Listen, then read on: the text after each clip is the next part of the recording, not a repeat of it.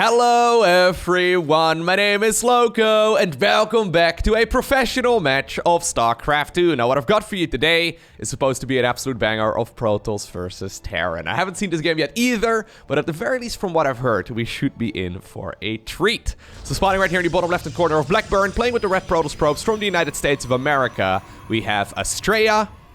And his opponent in the bottom right, playing with the blue Terran SCVs from Poland, we are looking at Spirit's main command center. Alrighty, now I've got so many good games to cast from IEM Katowice that I barely even know where to start. I mean, I quite literally have Maru versus Serral replays sitting on my hard drives right now. I've got so many good games to cover. Anyways, I've heard that this game in particular, though, is a lot of fun. So, small spoiler alert, although I guess I'll probably mention this in the title or maybe in like the thumbnail of the video anyways. I haven't seen this game, right? But from what I've heard at the very least, there's going to be a little bit of Sky Toss action, which is probably not too surprising. But we're also going to have a little bit of Sky Terran action, which is not something that we see all too often. So I'd like to figure out exactly what ended up going down right here in this game. Very early engineering bay block. One of those small, annoying moves that Terran players like to go for that just forces the Protoss player, at the very least, to go for the cybernetics core before the Nexus. Right, I mean, you can pull 7 probes or so if you want to and really pump it out, but probably not ideal. Yeah, cybernetics core is going to go down before the Nexus this time around. Shouldn't really be the biggest of deals. I mean, that's something we see all the time anyways. No, These 3 probes are smelling blood. Yeah, alright. A little bit overly ambitious right there by the SCV. The space construction vehicle. Anyways, reactor here is a follow-up Spirit. Not really dealing too much damage on the other side of the map. He's gonna start scouting his side as well. Of course, Spirit played that amazing game against Nice that I uploaded just a couple of days ago. In case you haven't seen that one yet, I'll go ahead and post a link to it down below the like button in the description of this video, so you can go check it out after this game wraps up. But let's just say that Spirit, in that match, he was going up against a Protoss style that we don't really see all too often. I don't really expect that Astrea is going to pull off a similar strategy, just because that's not really the way that he plays, but there's certainly a lot of variety in the way that Protoss can approach the mid-game in Terran versus Protoss.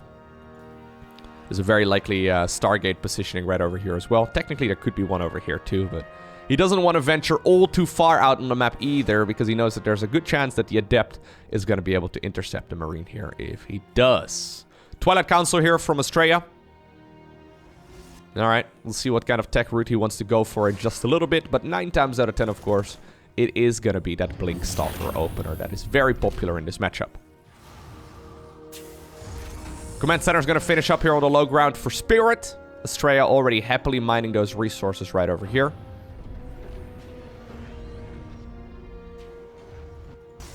I'm assuming Blink will start up as soon as he hits 150 gas, so currently he's at 130. Yep, there it is. The Marines actually... Okay, the Marines are actually thinking about moving across the map. Astrea at this point, follow-up scouts here inside of the natural. At this point, he must have picked up on the fact that there's no Marines here. One Hellion pops out on the wrong side of the wall. Another Hellion will soon be available, however. Widow Mines here is a follow-up as well. There is a shield battery here coming up for Astrea as well. Let's get a sentry. Ooh, beautiful. Slices the Marine, or the Marines rather, in half. Yeah, pretty much a perfect start right here, though, for our Protoss player. Even decides to cancel that, what's it called? The shield battery as well, to make sure that he doesn't take any damage. The Marines trying to escape here, but the Stalkers also get split up. And I think in the end, it doesn't even matter. Yeah, all of them go down. Third Nexus gets planted down very nice and early. Hellion, though, wants to figure out what's happening. Already, there is a medevac available. Additional Widow Mine production as well for Spirit, so he certainly plans on, yeah, piling on the pressure here with some Widow Mine shenanigans. Blink Stalkers are soon going to be available, but the Robo facility is quite late. So, no detection here for our Protoss player just yet. Okay. I love that Widow Mine right over there. Ooh, not the most... Oh, God, okay. I was going to say, not the most fortunate recall right there. Whenever you recall units, you can't actually control where they appear around the Nexus. You just kind of hope you get lucky. Yeah, you need an observer, right? You need some sort of detection here in order to actually properly deal with all of this. Okay, good splits right there.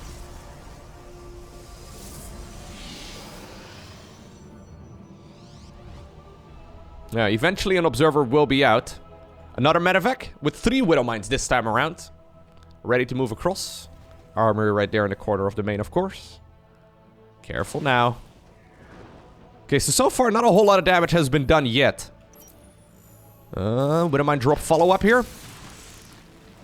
This is so annoying, right? You delay your robo facility a little bit. Immediately shut down. At the same time, Widow Mines decided a natural expo too. Oh my god, this time around, okay. He does get the big connection that he's hoping for. So despite the unfortunate beginnings in this game, Spirit has now certainly dealt his opponent a blow. 12 workers going down here. Super annoying here with the burrowing and unburrowing and burrowing and unburrowing. And then eventually, of course, the workers can get back to mining. One thing that we don't really see here is the amount of lost mining time, right? So obviously those workers, they really weren't gathering resources there for probably about a minute. And while Spirit probably wasn't all too happy with the start of this game, he's now going to be able to transition towards something far more comfortable. So there's barracks number 2 and 3. Double tech lap on those, so probably Stimpak, combat shield. And we already have the +1 coming up. Astrea right here scouting with an hallucinated Phoenix as well. Alright, he sees the double bunker at the front, and I mean siege tank in the back, missile turret. You're not gonna get any damage done over here. Third command center though, about halfway done already here for our Terran. Continued Widow Mine shenanigans as well. Just trying to be as annoying as possible. That's awkward. That was very awkward. I don't know why I didn't burrow faster. Alright. So now it seems that all the bases are covered here with detection, right? Spirit apparently thinks about piling on the pressure here with the Raven as well. As you guys probably know, I like Raven openers. Now that is kind of cute. So I guess he blinked the Stalker across the...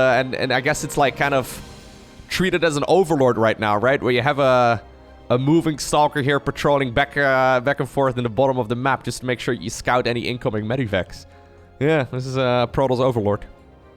Except it can fire, and it costs supply rather than grant it. I know, it's crazy.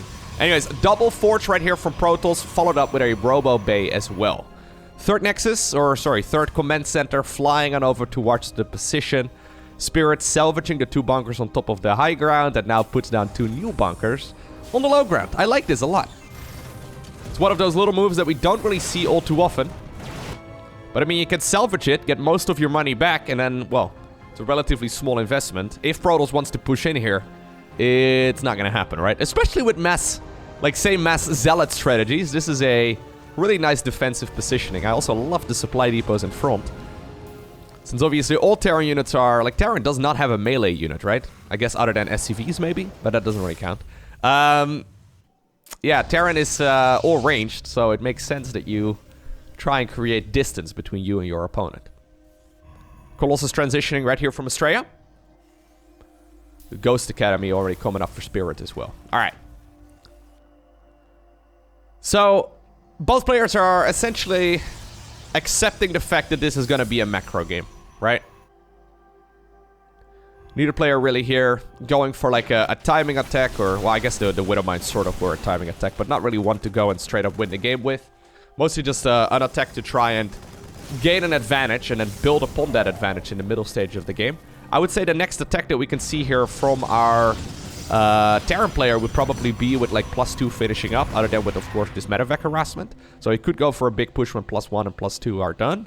The problem is at that point, we're going to probably see like... I don't know, we're probably going to see like 3 Colossi out, right? And good luck pushing into that. Spirit actually just continuously adding on more and more reinforcements here. This is a relatively new a relatively new development in this matchup, right? I mean, we've seen structures in the front for a long time, but it seems the Terran players right now are more than happy to put half of their depots right here out on the map. And when you think about it, it makes a lot of sense, right?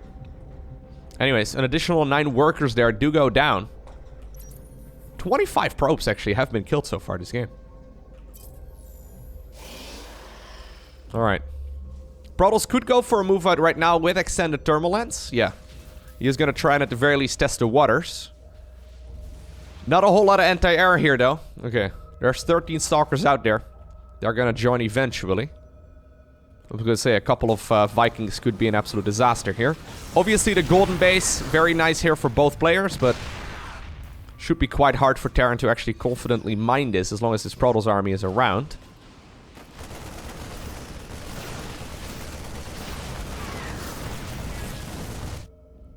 That matter of fact got shut down. Yeah, both players are just basically happily macroing up, getting bigger and bigger armies. There's another command center. 5th CC already planted down. Is it time to knock down the rocks? I think it might be. The little Raven over here in the background, though. Yeah, 12 kills. Every time it gets a little bit of energy, it's dealing some damage. Now Astrea finally sees the amount of supply depots right here at the front. This SCV is essentially smiling. I mean, you already saw a couple of them, I guess, with the observer there on the high ground, but very difficult army here to break, especially with this many siege tanks in the back. Very cool, right? So look at the siege tank spread here as well. You're not gonna fight into that. It's just not gonna happen. At the same time, I guess this allows Protoss to do whatever they like, and apparently what Astrea likes, though, is a Dark Shrine as well as Disruptors. There's the air weapons +1. He's gonna go for a Stargate. He's recognizing at this point that this is not a Terran player that's gonna go down here anytime soon. Now there are 8, or what are they called? I was gonna say 8 Stalkers, but that's not the name. Marauders. 8 Marauders right here inside of the plains. They obviously can deal with structures very quickly, especially when they use Stimpack.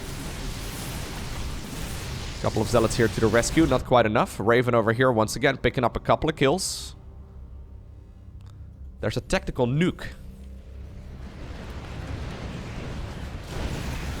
As maps are played more and more often, players will be able to figure out how to, like, not die to stupid stuff, right? Like, and it's, honestly, that is, like, your main goal as a StarCraft player. Whenever you're learning the game and you are trying to play macro, so you're trying to play a longer game where eventually you overwhelm the opponent, your main goal is to not die to stupid stuff, right? And as a map is around for a long time, you can see that these players, I mean, they've probably played like 1,000 games on Blackburn alone. Yeah, they know very well what they can expect on a map like this and how they can turtle up quite conveniently. And Astrea so far, I guess, is inviting the Terran player to attack, but it takes 2 to play that game. If Spirit doesn't want to fight, it's not gonna happen. Anyway, so double Stargate is coming up. Fleet Beacon is coming up. +1 flyer attacks here for Spirit is coming up. A second Ghost Academy. 1 nuke is already done. Both of these players are essentially smashing their piggy banks filled with minerals and gas just to build whatever they like. Top right and base taken. Tactical nuke number 1 flying across the map. Going towards the Golden Expo. Does he not see it? He should see it. He doesn't. Oh, he does. Okay. So to clarify, all that Protoss sees in that sort of scenario... Oh, a little bit awkward. They just see... Oh, wow, I did a cool flip. Did you see that gun? They just see a little red dot. They don't see the notification on the minimap, of course. They don't see much of anything. Now, that is a very ambitious probe. I don't think that... nope.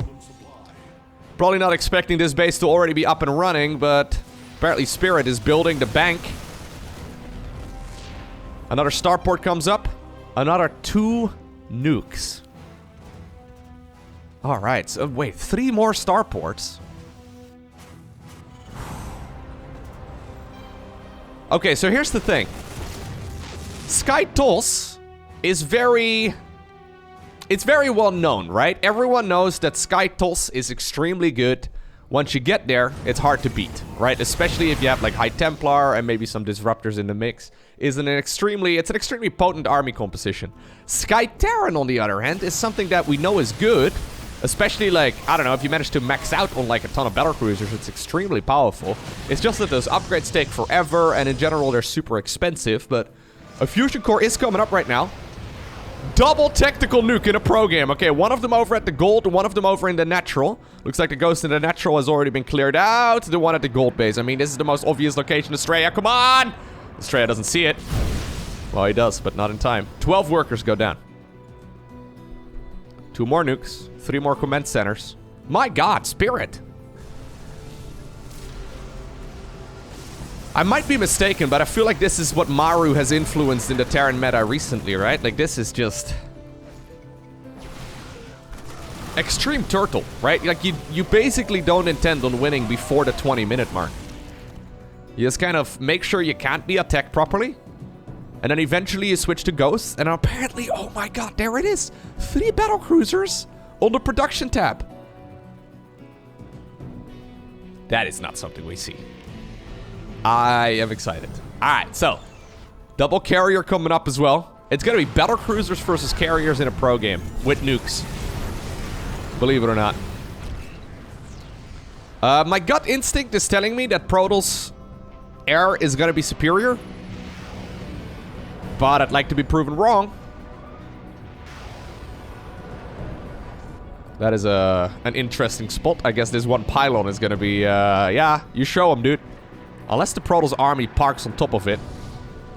Nuke in the natural, not dealing any damage. An observer as well as a pylon there do go down. So nukes are 100 minerals, 100 gas. They are by no means cheap, but it's not like Spirit at this point in the game is poor either. So real quick, right? On this map, both players can take like their side of it, but then the 6 o'clock and the 12 o'clock are contested. So those are essentially shared bases. Meaning that, yeah, I think who gets to mine them is going to be feeling pretty good about themselves. God, disruptors are nice, aren't they? Tactical nuke on his own units. That is one way of forcing the Protoss to back up. Dude, this guy's a maniac. He's nuking his own units. We're gonna go home. Yeah, that's smart. He cancelled the nuke, by the way, for what it's worth. So he's not actually gonna deal damage.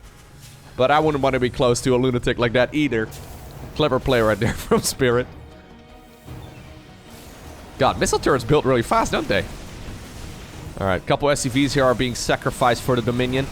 Opening up supply for more of those BCs to come out. God, there's so many! What is this? A Terran versus Zerg? Huge EMPs go down.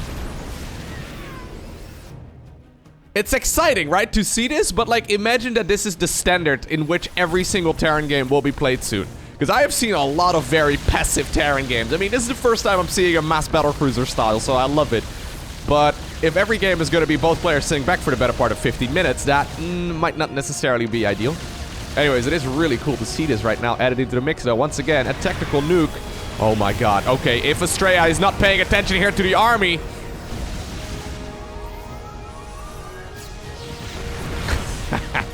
One of the few units in the game that apparently cannot be Yamato'd in one hit. Now, just like carriers, right? Battlecruisers very much so benefit from those upgrades. So Spirit was actually upgrading the flyer attacks, this one right over here, before he really had any kind of battlecruiser fleet out. Battlecruisers attack extremely quickly, and every single one of those missiles gets +1 damage with those upgrades. Well, I guess +3 soon to be. Battlecruisers, though, also extremely expensive. Other than the Mama ship. I think they're the most expensive unit in the game. 400 minerals, 300 gas. Alright, rather than carriers, I like what Protoss is doing here, going into a Tempest transition. Matter of fact, drop inside of the main base here. Spirit is gonna, yeah, try and shut down some of this eco right here from the, I actually really like this. A lot of production right here from the Protoss player, although a couple of DTs were warped in. Scans right there do refuel some of them, but this is still dealing a bunch of damage. At the very least, this is gonna, yeah, force Protoss to move back with at least some of the army. Even though, ooh, the fleet beacon itself gets targeted too. This little hit squad over here is really nice.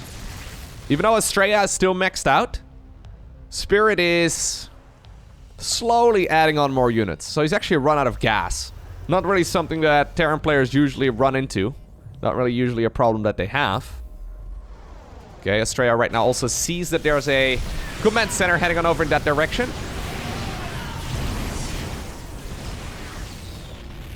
Those couple of disruptor balls, though, have done a lot of work.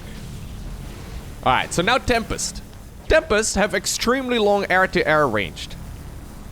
Meaning that they should be a really good choice against mass battlecruiser. In theory. I'm not exactly sure how this works out. So we're at 9 BCs with 3 more coming up. Like, soon Spirit is gonna be at 12 battlecruisers in a professional tournament game of StarCraft. Like, that's not something we see.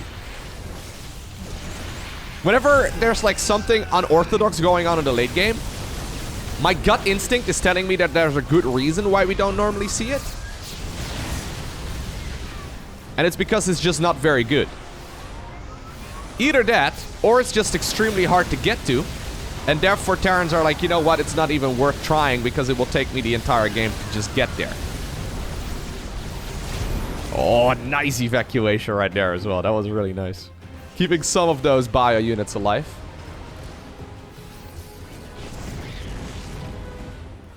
So we already have some armor upgrades as well. That's really good. +3 is done here for Protoss too. Maybe should consider getting some more of those shield upgrades. Every single time, though, the Yamato is off cooldown, a Protoss unit dies. It's a bit sad, but...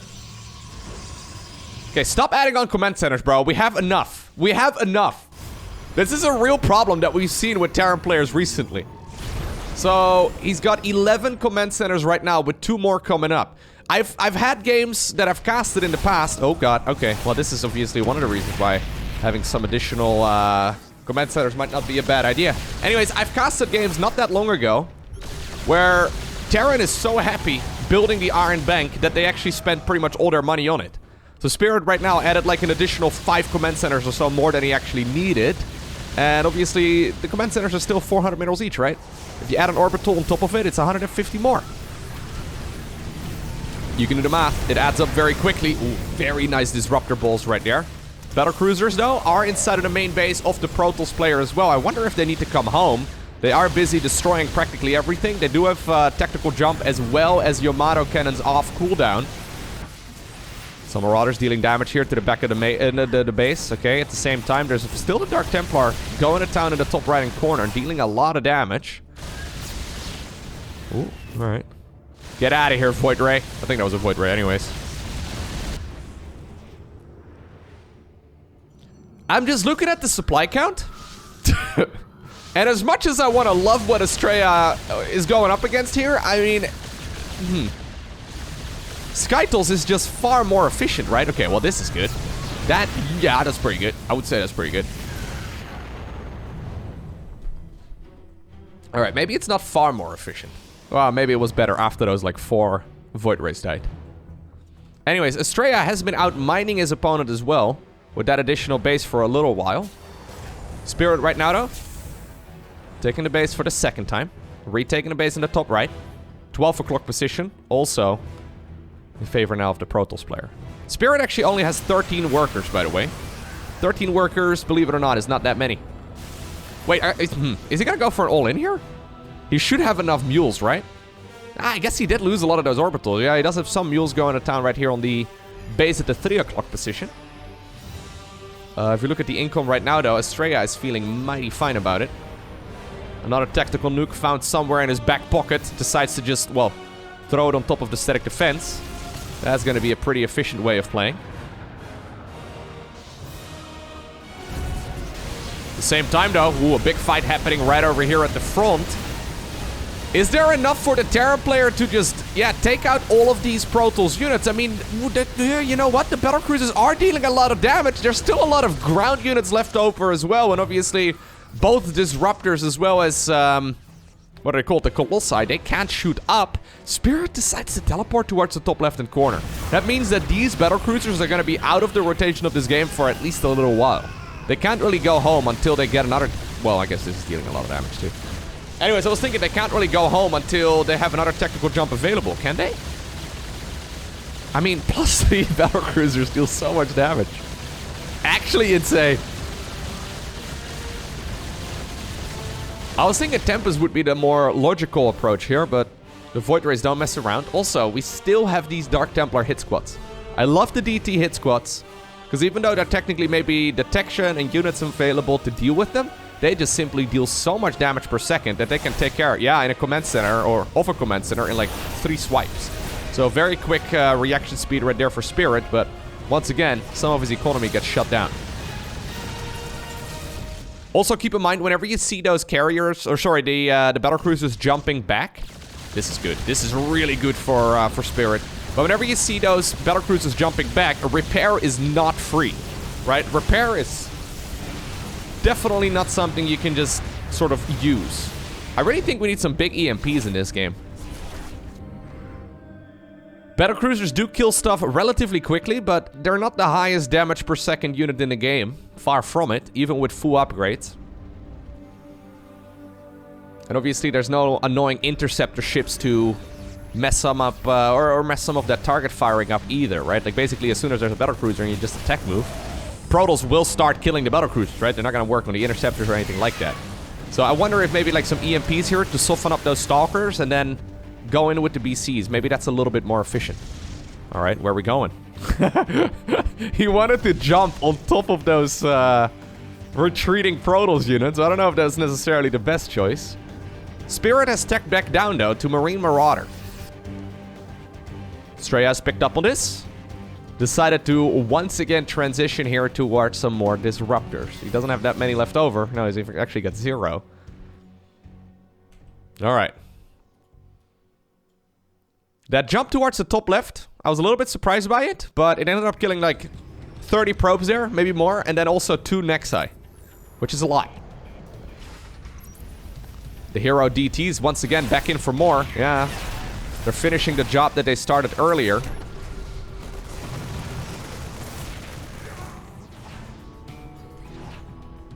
Yeah, battlecruisers are also kind of slow, right? Yeah, battlecruisers definitely not as good as carriers. I know some people will hear that and they think, ooh, Lowko is suggesting we buff carriers or battlecruisers. It's like, no. It's the opposite. I think carriers are actually a little bit too good. Anyways, here we go. Oh, those disruptors are huge, right? Yeah, okay, there's a big EMP. Those disruptors trying to deal some damage. The slow zone right there also slowing down the purification Nova. Marines, though, oof. Almost managed to get underneath, but he was probably a little too afraid. There's going to be another disruptor. Dark Shrine number 2, by the way, coming up after the main base one was destroyed.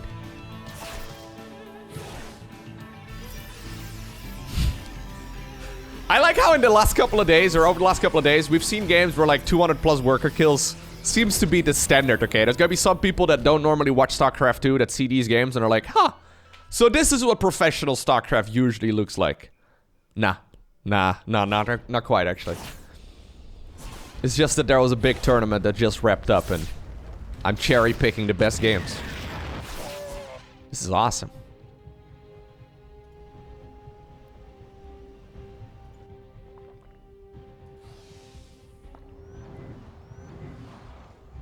All right. One of the Marines, a little bit too far forward. Terran really wants to take this base. I think it makes sense. The Dark Templar forcing the liftoff on a lot of this. Actually, the DTs have been... We could talk about, like, Skytolls all we want and Sky Terran all we want, but honestly, the DTs here have been putting in more work than any of the main units. Like, just small groups of Dark Templar have been shutting down this Terran player so hard. Even though many of them have died here, they are responsible for shutting down the entire eco here. Love this as well. We have one Oracle somewhere in the mix. There it is. Casting Revelation on those battlecruisers that allow those Tempests to shoot at their maximum range.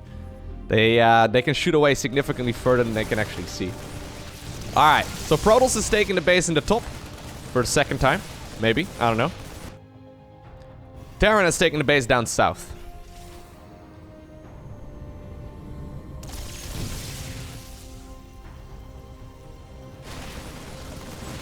Looks like both players, though, are running out of money here. The base at the bottom won't happen. The base at the top also does not seem to be in that good of a position. I think that that one will probably also be killed. Even though, once again, there's a Dark Templar here cleaning the job. It's a little bit too late. Disruptor, okay. Nice splits. Battlecruisers also using their Yamato guns right there on those Tempests in the back. I don't even know if the Tempest should be the primary target. I honestly think it should probably be the Void Race or the Disruptors, or... But, like, why the Tempest? Tempest DPS is high, but not that high. I wonder if targeting the Disruptors here would have been a better choice. Oh, yeah. Well, I mean, now it seems like a good option at the very least. Big hit right there with that Purification Nova. Spirit drops like 30 supply there. Once again, a Dark Templar being as annoying as possible. I wouldn't have minded seeing like a Raven into the mix of this Terran, Sky Terran army as well, right? That would have probably been quite nice. Alright, Spirit. Still got a large army. Now he's backing up though, yeah. The Protoss player, that is. He's backing up right here to the safety of those shield batteries. The Tempest, while they did get Yamato'd, they need a follow-up Yamato for them to actually go down. Because, well, their shields are regenerated right now, and they are once again looking mighty fine. And at this point, I think the Terran Bio army cannot really engage this anymore. Yeah, Astrea wants to fight. He's like, come on, bro. Stop running. It was only a prank. Stop running. Ah, it wasn't a prank. Prismatic alignment right there activated as well on those Void Rays. GG is cold, and with that, Astrea ends up winning the game.